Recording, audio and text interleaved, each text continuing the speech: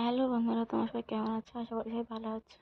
আজকে চলে এসেছি মাংসের রেসিপি নিয়ে। প্রথমে কড়ার তেলটা গরম করে নুন হলুদ দিয়ে আলুটা ভেজে নিলাম। তারপরে আলুটা লাল লাল হবার পরে তুলে নিয়েছি। সাইডে মাংসটা ধুয়ে রেখেছি, তাতে পেঁয়াজ, রসুন, আদা, কাঁচা লঙ্কা, টমেটো, জিরে মরিচ আর সামান্য নুন হলুদ লঙ্কার গুঁড়ো দিয়ে মাখিয়ে নিলাম।